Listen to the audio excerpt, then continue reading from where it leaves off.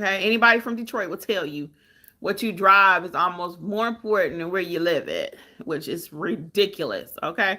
But it was what it was. It is what it is. Ain't nothing changed. You go up there, people had the flashiest cars, flashiest jewelry, and they don't have no place to live. It's the craziest thing ever. But it's facts. Okay. So anyway, all that being said, so, but back to me and Jeffrey. So anyway, I learned what a headliner was because I was like, well, if I'm gonna be with him, we got to get that fixed, and we did. I told him, I said, I did the homework on that. I said, let me find out what I didn't know what it is, what it was called. So I found out. He took it. He got a repair, and that's the one thing I love about my husband is because he is so he listens. He listens. A lot of men would be a lot further. This is not that channel, y'all, but we ain't go there. A lot of men would be much further along if they would listen to the woman in their life. Okay. If she makes sense. Now, all women don't make sense. I'll tell you that too. We'll talk about that. All women don't make sense. So they might be smart not to listen to them. But if you have a woman and she knows what she's talking about, then they will follow her lead a lot of times. And you can see that's why they always say behind every good man or successful man is a successful woman, a good woman, right? So, and the other part with Jeffrey's car is it needed to be painted. So in Michigan, there's a lot of rust. A lot of rust. If you don't keep that car up to date, and it's not on purpose for anybody. If you don't take, if you don't treat it and pre-treat and stuff, it can get rust. So his car had some rust on it. It wasn't painted. I think it was blue, if I'm not mistaken. Anyway, we took it to a place called Mako, which I don't know about their paint jobs nowadays, but then it lasted for about a year, maybe. But he took and got the car painted because I was like, I want to ride in something nicer, So he got the car painted. We got the headliner fixed. So I was willing to get in what I call the dirt with him. I was ready to help him to grow. And he was also moldable. So that's the same thing with this notary business. You need somebody that's going to be with you from the beginning. When you first starting out, when you first got your commission, and you don't know what to do, that's me. A lot of trainers, honestly, they want to get you at the point when you're just like this, but they're selling you something you don't need. That's why I always say I don't think any training is bad or any trainers are purposely trying to do you in or cheat you. The majority are not, but they're just selling you something that you don't need, right? And most of my people, and that's where I thrive, that's how our business is ran, is helping those that are newbies. New, or you've been sitting on your commission, you don't know what to do with it, or you have all of that, you still are not profitable. You're not profitable. And a lot of times I find that you're not profitable because you don't know how to properly notarize. So what happens is, and this is all facts, guys, I can't make this stuff up. I've been doing this for years, okay? Again, all things notary, notaryeducators.com. But the reason you're not profitable a lot of the times is one, you don't know what to do. Okay, you don't know how to get assignments. You don't know how. You need a list of signing companies you need to sign up with. And then once you sign up with them, you have to deliver. You have to deliver. Our next session that we're doing, because we do live weekly training every week. Every week we do live training plus coaching, mentorship every week. It's been going on for years. We have never missed a beat. We've never missed a session. Every week is live. Every week, okay? So next week's session, and you might want to be in the house, is customer service. And you may say, well, Kimmi, I know how to do customer service. You probably don't. Honestly, today, I was in the doctor's office today, and this girl had her music going. I felt bad for her, really. I wanted to get up and smack her. And I'm sure other people did too. I felt bad because there were some older people there of a different race. And I'm of her race, and I didn't want to hear the music she was playing. It was filthy.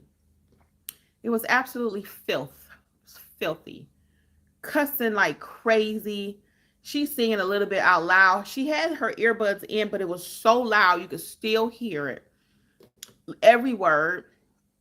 And I was like, ugh. So finally they called her back. Fortunately, when we got there, she came like 10 minutes after us. And she was playing her music for about another 10, and they called her back. I was so grateful. I'm sure everybody in the lobby was, because you can't tell somebody, now cut your music down and kill you. Okay, I'm finished with the coffee, y'all. Sorry about that. Yeah, so you can't tell someone, cut your music down. But it was absolutely terrible. And I'm looking at her, and I'm thinking to myself, this poor young lady, maybe she has someone to teach her values. Maybe she doesn't. I'm going to say she doesn't, because clearly most people would know you sitting in a doctor's office playing your filthy music. F this, that, boom, boom. I was just like, what? And I know that's what young people listen to. I even have some notaries that I follow. And some of the stuff that they put out, I'm like, that is very unprofessional. It's very unprofessional. And I know even if you listen to that in your private life, that's why I'm of the mindset, just be one person. What you see me listen to here or talk about here, I'm the same in my private life. Okay. And you don't have to be. This is not that channel for me to tell you how to live your life. However, you're usually going to be what you are in private, in public. Okay. And that's going to be for some people, it's not going to be for others, where they want to do business with you. So this young lady, I'm sitting there watching her. Her music is filthy. She didn't look filthy. She looked all right dress wise.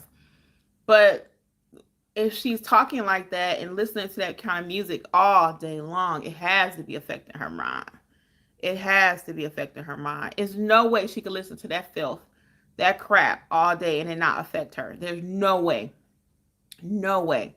And the same is true even in the notary space when it comes to your community that you rock with, your tribe. You know, our people all day see people winning. You know, people had their first assignment. Somebody had their first divorce signing last night, and they had a few questions about that. So we kind of talked them through it. That's in our private group chat. So we worked through it. And that's why I love our group chat too. And what we offer in our notary community is because we are able to, if you have an assignment, I want you to run your scenarios through us. If you get a package and you don't understand it, instead of you reaching out to the signing company looking like not looking like a pro, because around here we notarize like a what? Notarize like a pro. Okay, we notarize like a pro. But so instead of you going to the signing company though looking like you don't know what you're doing, I want you to ask us in the chat, hey, what goes here, what goes there? So when you're presenting your packages out in the field, right, when you're sitting there with your client, or you're sending back your documents to your signing company, they're like, oh, okay, let me call Kimberly again. Now I'm Kimberly, y'all. Let me call Kimberly again because she knows how to do those packages right, okay? Versus you calling the signing company or asking questions like, what goes here? Should I put the date? What color ink? You should not be calling the signing company asking them this. I know some people will say, well, get the package and call the signing company because you haven't been properly trained.